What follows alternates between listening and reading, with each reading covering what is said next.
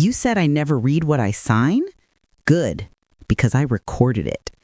My husband's voice, her mother's house will be ours by Monday? I didn't yell. I walked in, held up my phone, and said, I'm not making a scene, I'm making a record. Then I drove straight to my mother's house. There was a brand new lockbox on her front door and a shiny flyer that said, coming soon. I took photos, lockbox, flyer, agent's name, MLS number. Next, I opened the county website and typed her parcel number. There it was, durable power of attorney, principal, my mother, agent, my husband, and a crooked witness signature that looked like mine if you bent it in a mirror.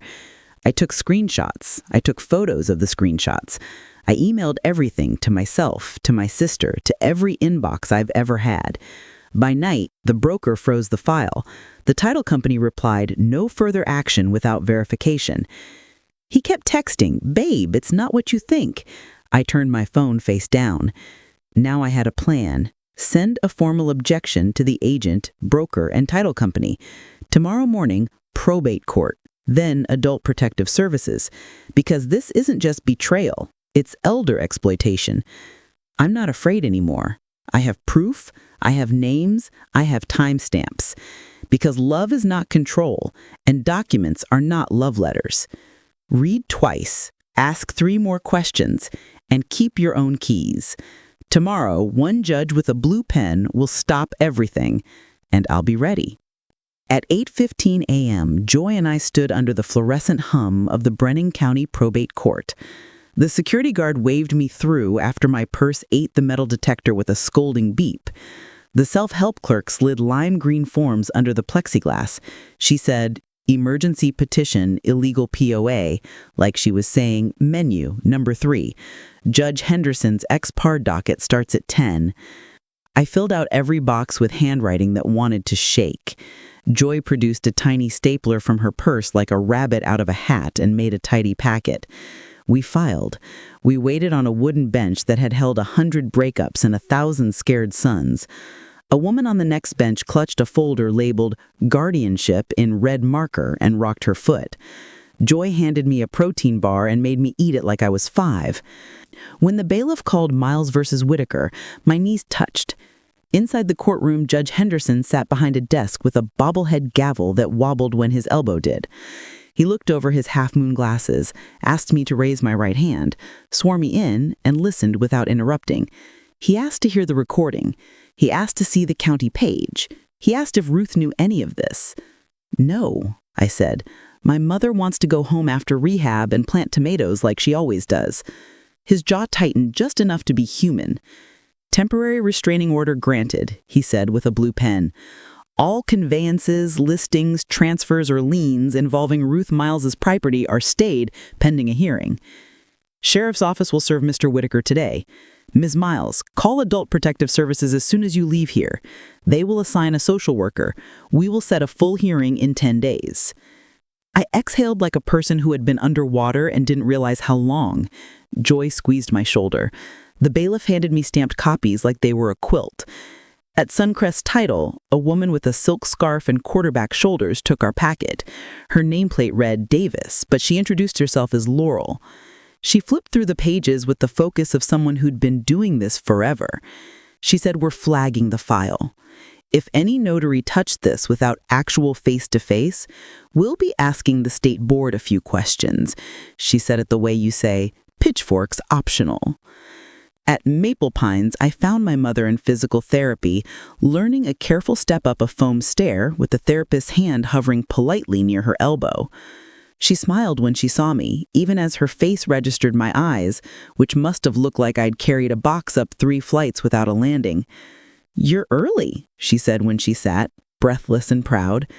I did 12 steps today and didn't cuss. We have to talk. The words sounded like the ones professionals use. We have to talk. It never means anything good. She held my hand with her papery fingers while I explained the lockbox, the listing, the recorded POA, and my bent signature that wasn't mine. She made a sound that was less a gasp and more like air finding a leak. Then she nodded. Well, she said, That man never did like my casserole. I laughed, once like something broke free. You always told me to read everything you said trust, but read. I also said, she added, if a man starts counting your pills like he's counting pennies, watch your wallet. On the way out, a detective from the sheriff's elder fraud unit met me in the lobby by the fake ficus. He introduced himself as Detective Alvarez, salt and pepper hair, and kind eyes that didn't try to be too kind. He said, Judge Henderson pinged us. We'll need a formal statement. And if that signature isn't yours, an affidavit of forgery. Also, keep that recording safe and make a backup of your backup. I have backups, I said. And for the first time in 24 hours, I believed in myself a little. I met Ethan at the Sunrise Diner because it's small and loud, and the waitress, Fran, has known me since I was 13 with braces and bangs. People are braver when you can see them chew. He slid into the booth across from me, his shirt fresh pressed, his face a little gray like a man who didn't think the day after would arrive. Babe, he began, you made this bigger than it needed to be. Babe, I said, you committed a felony. Ruth's not safe alone at that house, he said, using my mother's name like a coupon he wanted to clip twice. I was trying to move the process along. You always stall. I'm the one who makes the hard calls. By forging my name? I asked. By listing a house you don't own? By telling a stranger it's ours by Monday? He leaned forward, low and pleading. His eyes did the shiny sorry thing that used to undo me after we fought about credit card statements. Look, Tendra, she's a friend. She knows real estate. She pushed me to be decisive. Kendra? I asked, like I was asking about the humidity. It's new, he said. He didn't look at me. It meant nothing. Nora, listen, we can handle this privately. No cops. You want me off the POA? Fine. I'll sign something. I'll make it up to you. I'll be better. Fran poured my coffee until the mug was a tide. I pulled out my phone and pressed play. Ethan's voice filled the diner. Her mom's house is ours by Monday. A trucker at the counter turned. Fran's eyebrow went up a notch so small, only people who'd eaten there for 20 years could see it. Ethan flinched, like sound could bruise. I slid a plain envelope across the table. Inside was a copy of the TRO and a card with Detective Alvarez's name. The sheriff will be in touch, and I'll be at the county clerk filing for divorce. He stared at the envelope like it might bite. He whispered the worst line of all, the line that used to worm its way under my ribs. Nora, you don't know the difference between paperwork. I stood. I learned. 2 weeks became a collage of adult chores that all felt like war. I sat at our kitchen table with a stack of forms so thick it could stop a door. I filled out an affidavit of forgery, signing my name slowly, carefully, like a person who knew the shape of her own hand again. The notary block on the fraudulent POA showed a remote session by someone named Cal. We had never met a Cal. Suncrest title asked for video logs. Cal's company sent grainy footage of a woman with hair like mine and a blurry ID held too far from the camera, and the notary claimed he verified to the best of his ability. He couldn't explain why the reflection in the laptop screen didn't match the ID she flashed. The state board scheduled a hearing. Judge Henderson's full hearing lasted 19 minutes, which felt like both a blink and a life sentence. Ethan showed up in a jacket he bought for weddings. Kendra did not. The judge listened to me and then to Ethan's version of just trying to help, and then to the notary's stumbling statements. And then he vacated the POA with a succinctness that would have been funny if it weren't my life. He ordered the recorder to mark the document void. ordered the brokerage to confirm in writing that the listing had been pulled, granted a protective order preventing Ethan from approaching my mother or her property, and set a status conference to make sure no shenanigans continued under a different name. Adult Protective Services sent a social worker named Tamika to Maple Pines. She sat with my mother and asked questions framed like kindness. Does anyone pressure you to sign things? Has anyone taken your checkbook? Do you feel safe saying no? My mother liked Tamika instantly. Tamika left brochures with numbers circled and a list of tips that looked like a flyer for common sense, but felt like a shield. Detective Alvarez called to tell me that the prosecutor had offered Ethan a plea on attempted exploitation of an elder and identity fraud. 18 months of probation, restitution for legal fees, mandatory financial ethics classes, and a no-contact order with my mother without my consent. He could have fought, but he didn't. His attorney probably told him the recording was a nail gun. The notary faced state sanctions. I didn't go to that hearing. Detective Alvarez emailed the outcome. License suspended pending investigation. Fines likely. Kendra disappeared from our zip code with the velocity of a person who doesn't want to bump into Fran at the diner. I filed for divorce on a Tuesday in April when the courthouse magnolias out front threw petals like confetti. The clerk stamped Miles V. Whitaker with a thunk that felt like a door closing softly. I moved out of the rental Ethan picked because it had good bones and into a one-bedroom with windows that actually let in morning. Joy and her friend Brooke came to help me pack. We piled his cast iron pans, the ones he swore were seasoned like religion, into a box he could collect through counsel.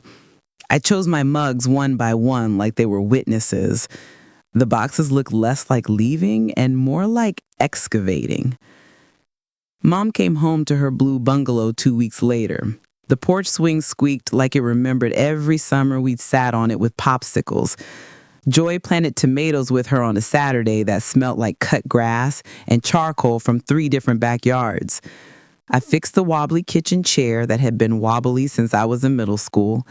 We left it a little wobbly because knowing exactly where to put your foot to steady it is sometimes the only ritual you have. On Thursdays, I started going to the women and money class at the library. 30 of us sat around folding tables while a woman named Renee, with short hair and a long memory, handed out bright binders and darker statistics. We filled out beneficiary forms and named emergency contacts and created "If I Get Hit by a Bus" folders. We listed what bills were on auto pay and who had the passwords. We spoke out loud our account numbers like incantations to make them real. For homework, we had to find our credit freezes or put new ones on. Nobody laughed. We were a quiet choir that had finally learned the harmony. I told my boss at the dental supply warehouse a stripped-down version. I need a day here and there for probate court and the sheriff's office, I said, standing in the doorway because my hands didn't want to sit. Miss Patel looked up from her screen with an expression that made me feel like the part of me that was still a kid had a grown-up to check in with. You do what you need to do, she said. We'll adjust the calendar. And if you need a witness for character stuff, I'm a notary and I have eyes. The days that followed were messy and oddly practical. I learned to take photos of my mail at the moment I opened it in case a letter turned slippery later. I made a spreadsheet with tabs for apologies that matter and apologies that are just noise, and never wrote anything under the first tab. I put a small safe in my closet and printed 3 copies of Mom's updated healthcare directives and my own. Joy teased me for labeling everything. I wrote labels anyway. It felt good to be the person who could open a drawer and find the exact thing the world suddenly demanded. At night, I thought about the first time I knew Ethan could talk his way through a door that should have stayed shut. It wasn't this. It wasn't even close to this. It was the time he convinced the roofing company to come fix a leak on a Sunday without paying the weekend surcharge. And he came home victorious, grinning, saying the right combination of steady and sweet gets any bolt to turn. I love that about him. I layered it over the times he kept a credit card past zero without telling me because he didn't want me to worry. And the time he forgot to take the non-owner policy off the old car after we sold it because you never know. And the time he told me I was good at keeping the soft stuff while he handled the hard things. I had been standing on a floor he kept sanding away plank by plank. Sunday dinners at Mom's involved a lot of talking around the obvious. She told us the price of butter like it was news and asked me if the neighbor's grandson still played the drum kit badly. We compared the county fair dates and which cousins were pretending not to fight on Facebook. Sometimes she reached across the table and held my hand like she was catching it. When the first bills from the courthouse arrived, small ones, copies and filings, I paid each with a check and wrote the case number in the memo line like a grown-up in a movie. When Ethan's restitution check came through his attorney, it felt like receiving a letter you once would have tucked in a book because it smelled like someone you loved. I took a picture of the deposit and filed the paper. It was no longer a message, it was ink. He sent one letter himself. His handwriting had always been neat. The envelope was thick, like it wanted to pretend at ceremony. I opened it over the sink. It said what he'd signed in court. Restitution paid, no contact honored, no apology. People imagine closure like a scene with a soundtrack in slow motion and the camera pulling back as you walk away in a really good coat. Mostly it's a clerical description of what already happened. Spring turned to summer the way Ohio does, with a week of pretending and then heat. The Maple Ridge end of summer picnic came early because the committee of retired teachers wanted to avoid Labor Day traffic. They put up white tents by the creek and called the Boy Scout troop to carry coolers. I volunteered for the pie table and learned to cut pecan pie without destroying the first wedge. A woman about my mother's age came up and put a slice in front of me and asked, "You, Nora?" I thought she was going to ask me to break a 20. "I saw you in probate court the day you shook through your testimony," she said. "Good for you." She squeezed my hand. "It's a lot to learn, but you learned." Afterwards, I walked to the edge of the creek where the water made a sound like kids whispering. A breeze lifted the edge of the tent and let the sunlight in stripes. I thought about Kendra and whether she told anybody in whatever new zip code she landed in that once she had touched a key that didn't belong to her and walked away whistling. I thought about Cal, the notary, and whether he slept okay or told himself a story about his software glitch. I thought about how easy it is to make a lie sit still if you wrap it in nice paper. Sometimes there were small, sharp griefs that surprised me. The first time I saw a man wearing Ethan's brand of cologne in the grocery store, I stood in front of the cereal and forgot which kind Mom liked. The day our wedding photo came up as a memory on my phone, and I stared at my younger face until my eyes blurred. The time Joy said he had you out of your own name, and I had to go for a drive to nowhere so I could swear without scaring anybody. Then there were sweet, ordinary things I would have missed if my life had stayed bent around someone else's convenience. The neighbor's kid named Riley sat on my balcony railing and asked 100 questions while I painted a yard sale end table lemon yellow. He wanted to know if painting was like frosting and if the color would come off on my hands and what made me pick yellow. I told him yes, sometimes, and only if I wasn't careful, and because some rooms get dark at 3 p.m. He nodded like that settled theological matters. I started walking every morning around the block before work. Maple Ridge at 8 a.m. smells like toast and laundry. people wave. The retired guy at the corner house with the flag always said, "How's your mother?" People use that phrase like a password, and if you say, "She's good, tomatoes came in," they let you in the gate. Mom's tomatoes came in fat and sweet. We sliced them thick and ate them over the sink with salt and black pepper because plates felt ridiculous for something that tasted like August. I took a photo with juice running down my wrist and sent it to Joy with a caption that said, "This is what the end of the world looks like when the world decides not to end."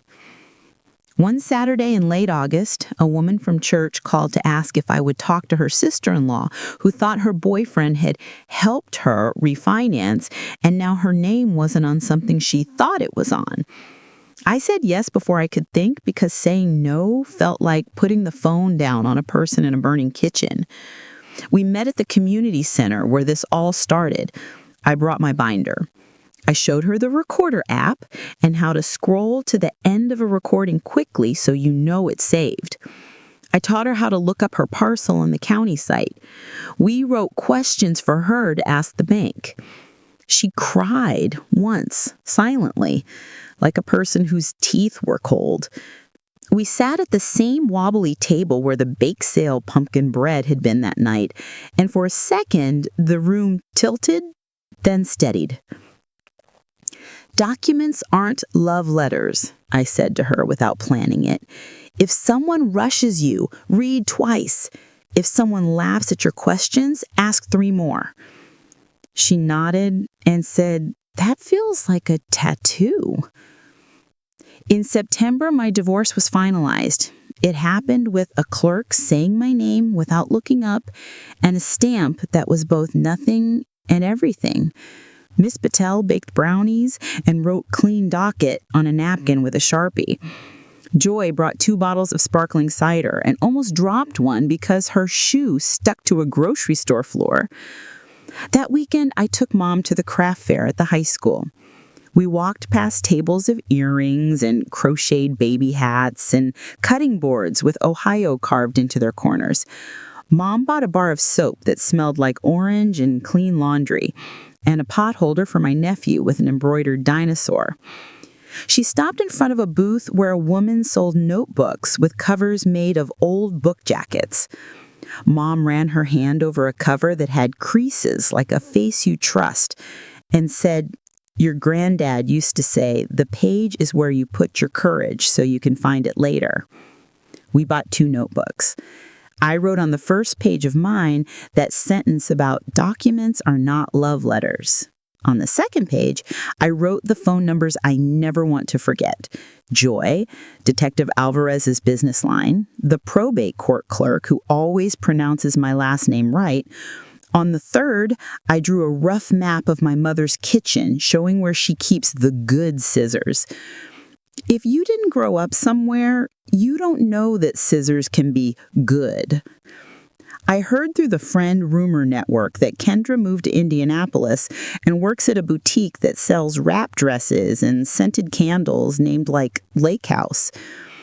I didn't feel anything except the sense that maybe somewhere in a mall, a woman would pause, hold a dress up to herself, and then decide not to buy it, without knowing she just saved a stranger from a headline.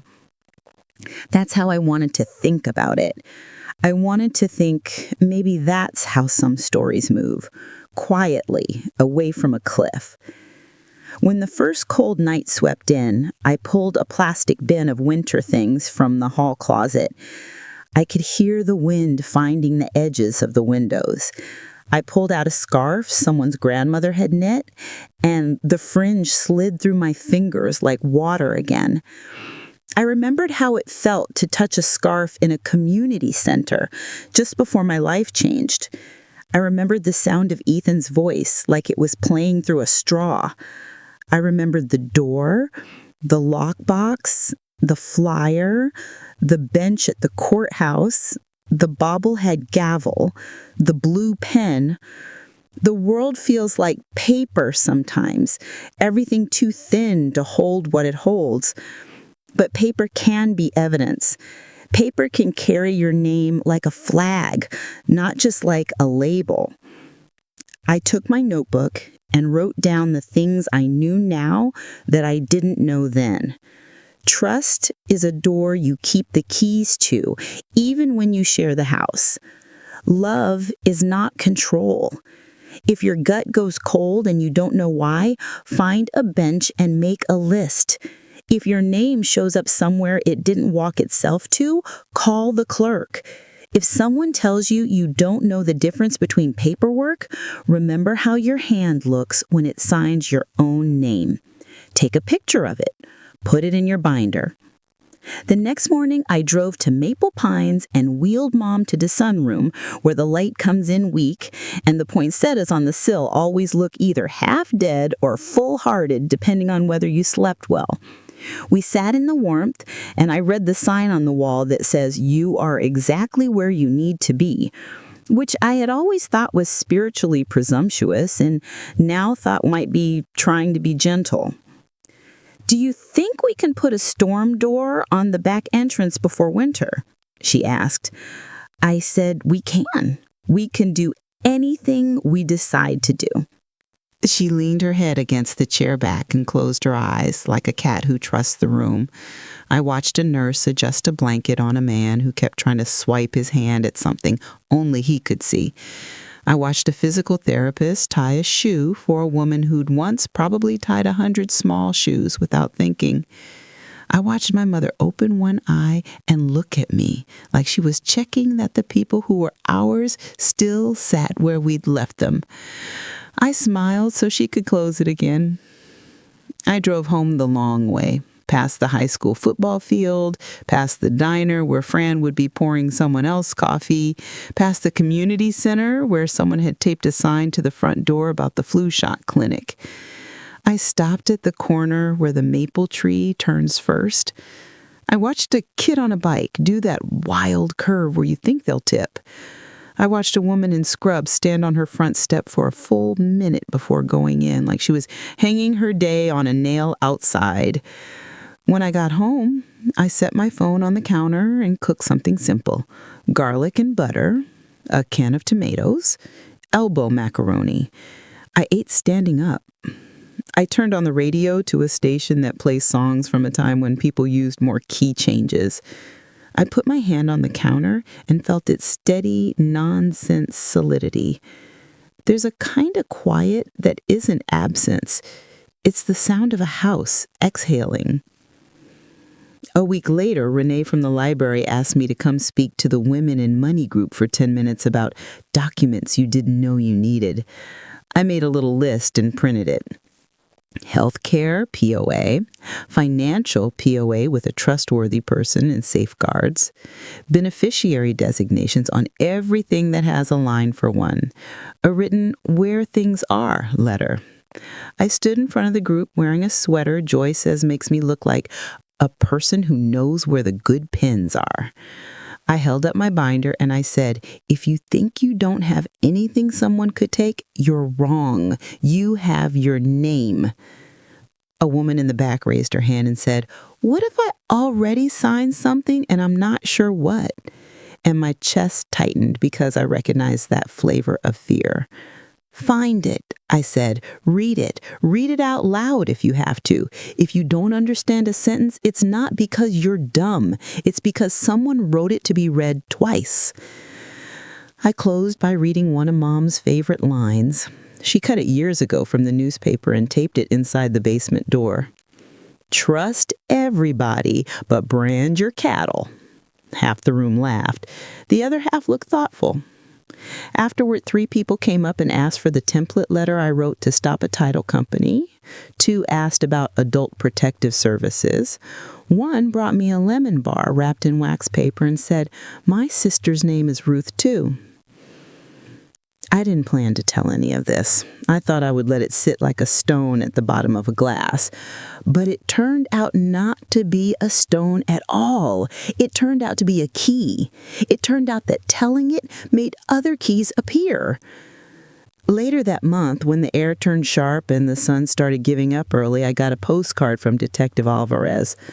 It was one of those generic county cards that looked like they could be about dog licenses. He'd scrawled a note: "Case closed. Your mother's safe. You did good. The handwriting looked like a person who writes more than he types. I put it in the pocket of my binder. On a Sunday in October, I walked past the mirror in my hallway and caught a glimpse of myself carrying a bag of donations back to the community center. The coat looked like it belonged to a person who had a winter clan. My face looked like someone who'd learned a language late and found she already knew some of the words. I stopped and went back and looked again, because we should all do ourselves the courtesy of noticing that we survived ourselves. At the community center, the big cell table was set up again like every year. Pumpkin bread squared off next to apple pies. A new volunteer stood where I had stood and fussed with plastic wrap and price labels. In the gym, a yoga class was laying out mats and laughing. The office door with the swollen hinge stuck and then opened. The file cabinet was still there. The room smelled of coffee that wasn't good, but kept us from being terrible.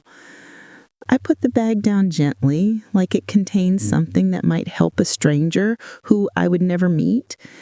Then I reached up and felt the hinge and thought, I could bring my drill and fix this in 5 minutes. I could.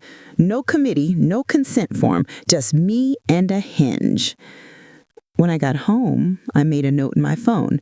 Bring drill to the community center, fix the hinge. Underneath it, without really thinking, I typed, bring cookies for Fran. Under that, I added, buy Mom's storm door. Under that, almost unwillingly, I wrote, keep keys, keep reading, keep saying it out loud. On the first snow, the neighborhood got quiet in that high, floating way. I cleared Mom's porch and salted her steps. She insisted on sweeping, and the broom made that hollow, friendly noise Clementine used to make against our kitchen baseboards when I had my own first apartment. I tightened the storm door's latch until it clicked like a decision.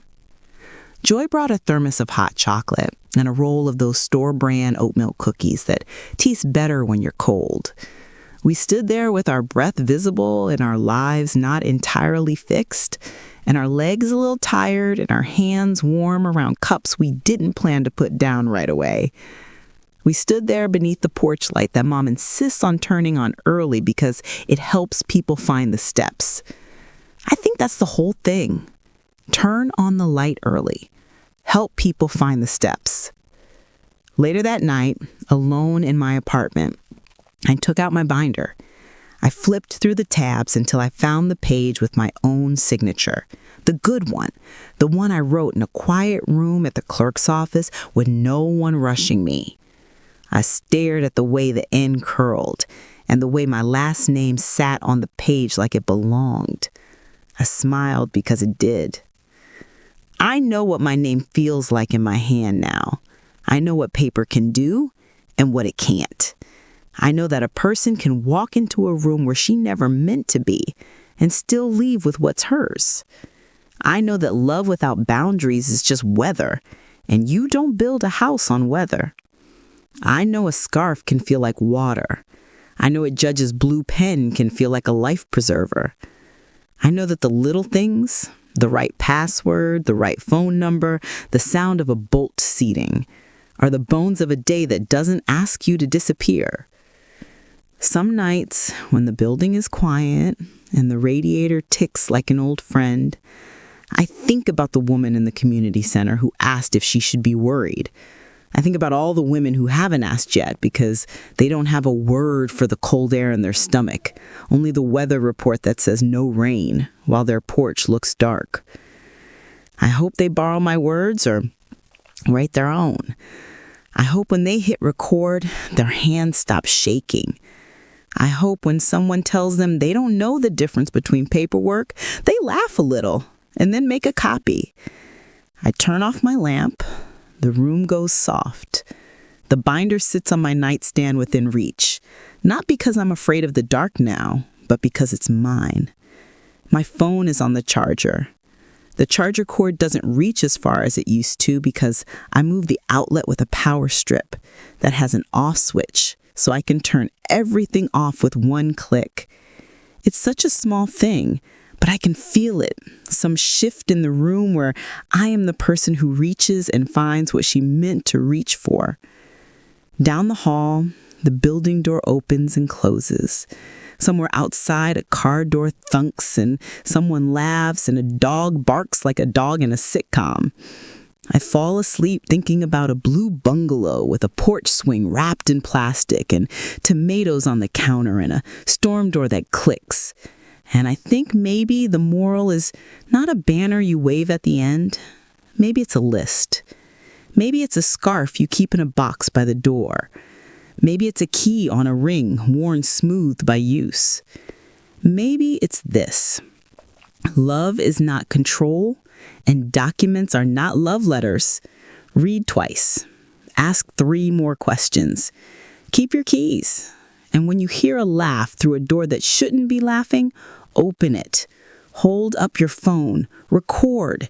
Then step out into the air and look up at the sky that has been there all along, as if it's waiting for you to look back.